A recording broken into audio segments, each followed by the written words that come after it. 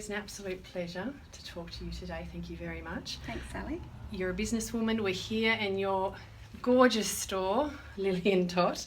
But this is not your only business that you run. You also run your own proofreading business called Margin Call Proofreading. Mm-hmm. From what I understand, you are very passionate around your community, and you and I've had some conversations about crocheting and knitting. I will teach you. You will master it. I will master it. So when I think about inspiring women who are taking control of their careers and perhaps taking risks, you were at the top of my list. And so I was just hoping perhaps in starting the conversation today, you might want to share with us about how you came to embark upon Lily and Dot. Lily and Dot is a three-part business model, I guess.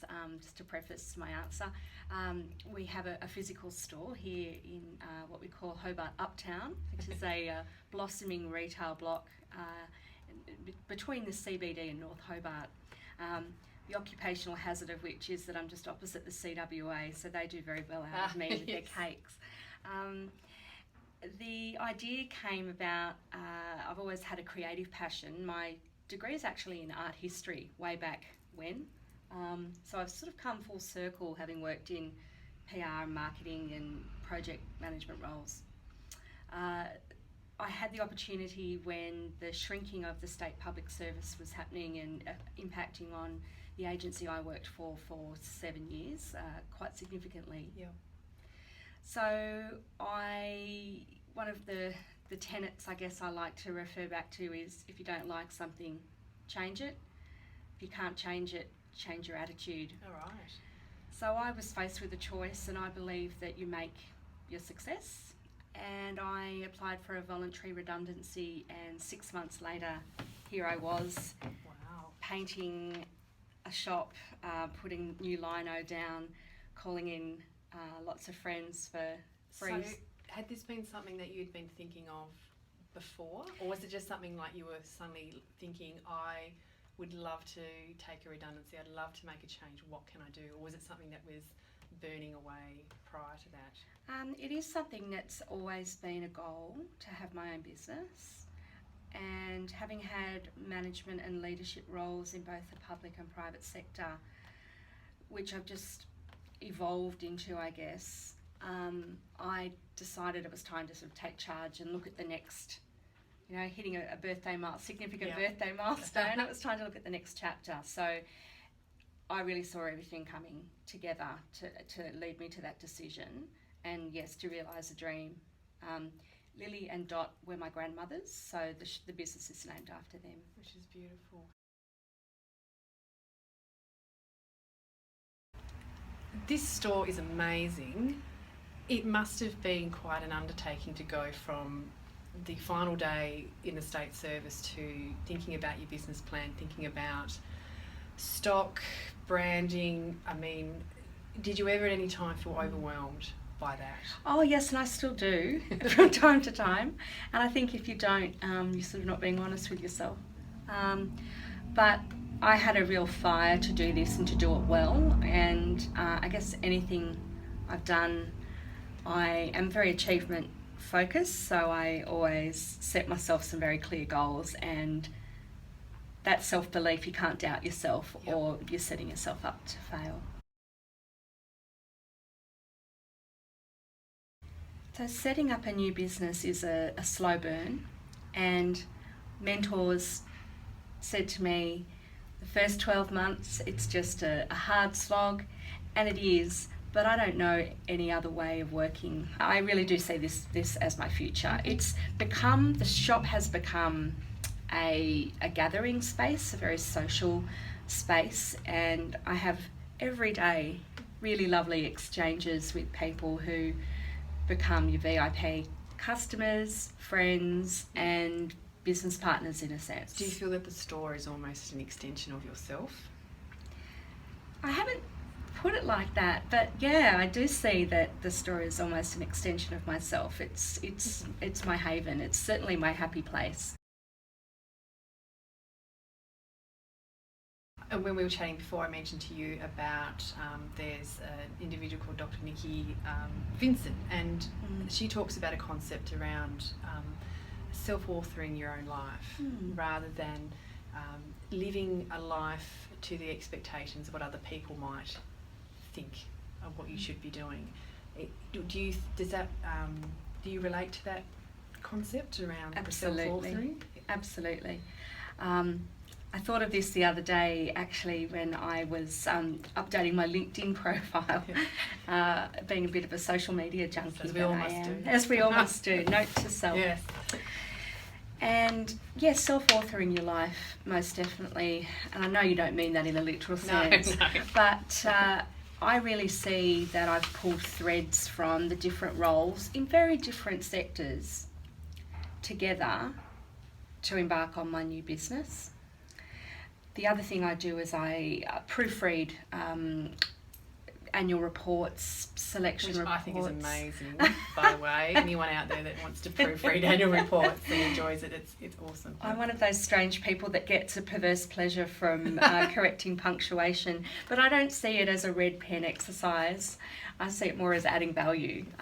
But I think too that self-authoring your career and your life is all about following things that you know you're good at, playing to your strengths, having self-belief that will be a success, and being persistent, just sticking at it. Yeah. Because, you know, life throws you curveballs. Yeah.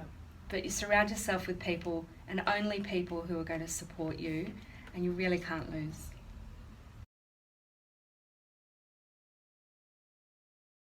So one of the things, Katinka, you know that I'm particularly interested in is this concept of how we define success, and that I'm passionate about sharing all the different success stories of some of the amazing women around us, because at times it feels that as we get older, the definition of true success becomes very grand, it becomes very big, it becomes the high-flying Deloitte's executive or the rock star, and so what I see and hear when I talk to young people out there is that if they don't reach those standards of success or outcomes, that somehow they're a failure, or that they're not living up to their full potential, or they're not contributing to their communities in the best way that they possibly could. Now, I don't agree with those statements at all. I've been to leadership functions before where there's an amazing person who's talking to you and they've done amazing things with their life and they should absolutely be celebrated. But then around the lunch table afterwards, everyone's kind of like, yeah, that would never be me, or oh, I don't really feel like I'm doing enough with my life. And that fascinates me, and it also concerns me sometimes that the view that we have on success is quite narrow. Have you ever felt any times that you felt that pressure as well about I need to do more, I need to be bigger, or I need to be more successful because that's how success is defined? It's a really interesting point that you raise, Ali, because that's been a common thread for me throughout the decisions I've made in my career about career change, whether those changes be linked to moving interstate, as I've done twice in my life, or moving up the ladder, or indeed moving across the platform, you know, in a horizontal career move. And I think as a young woman, I'm not a young woman now, I'm a youngish woman now, but young women particularly are faced with challenges and, you know, glass ceilings, etc., that are still very much there. You only have to look at our participation rate in the workforce and a percentage of average weekly earnings.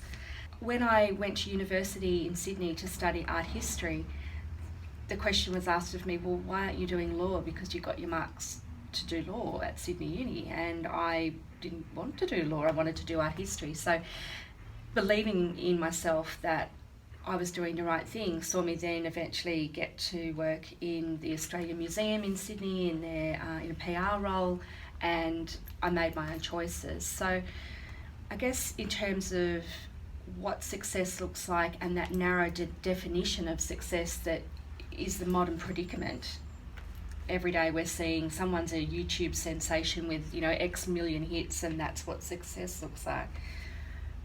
I guess it's retaining that mindful focus on what makes you tick and what gives you a sense of joy, not just achievement, but that joy. To me, that's what success is. At what point do you look around the store perhaps and just feel that sense of contentment? Do you have that, or is that something that perhaps eludes you at times? Yeah. I thought about this last week when a customer came in with her newborn baby, and she'd been in for a baby shower social stitching session about 3 months ago. And she came back in to introduce her new baby to me. And this was someone who, yes, is a customer, yes, has brought a group of friends in to do a crochet class as a creative baby shower afternoon. And she did come back to buy another product, but that day she came in just to introduce me to her new son. And to me, that is success for Lily and Dot, that I'm engendering those relationships through the store, and they go on to be referrals for other business, etc. So to me, that's what success looks like. Perhaps a warm and fuzzy answer.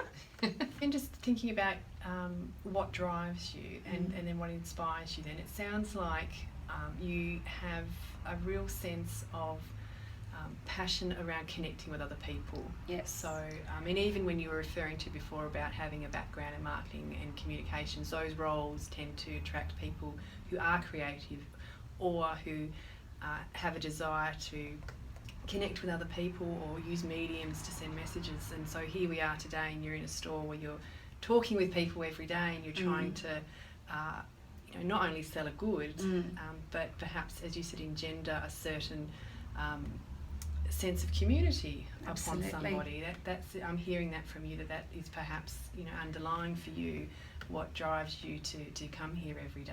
Absolutely. And to add to that, I'm actually talking to the Salvation Army at the moment about a program where disadvantaged young mothers come in to do a creative, mindfully creative workshop in here at Lily and Dot, and make softies for their new babies. So great. I'll teach them to sew, and the traditions that were passed on to me by my grandmothers, that for various reasons a lot of young women now don't have those skills. The generation of my mother were working perhaps more than our grandmothers were, a range of reasons, or again that social exclusion factor, where I can pass on some of those skills, and the sense of achievement is given to young women where they make a toy, something as simple as making a sock monkey for their unborn baby, and that's again what success looks like for me now in business terms, but also looking back from my rocking chair, and I'll still be crocheting at 85. You'll be teaching somebody how to crochet. I hope so. Surround yourself with people who will build you up. Life's too short to be around negativity, and I guess if you, as I said earlier when we were chatting, that if you don't like something, change it. If you can't change it, change your attitude. I think they're words of Maya Angelou, the writer, but they're certainly words that I live my life by, and they're words that have led me to working in a dream business where we're sitting now. Plan it out. You need to make some wise and fiscally responsible decisions, sure, but I really believe, and I'm with all the different roles that I've had in the short career that I've had so far, you really can do anything if you have enough self-belief.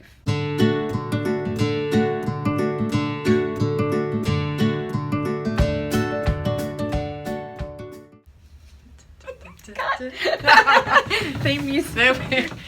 Oh, that was harder than I thought it was hard.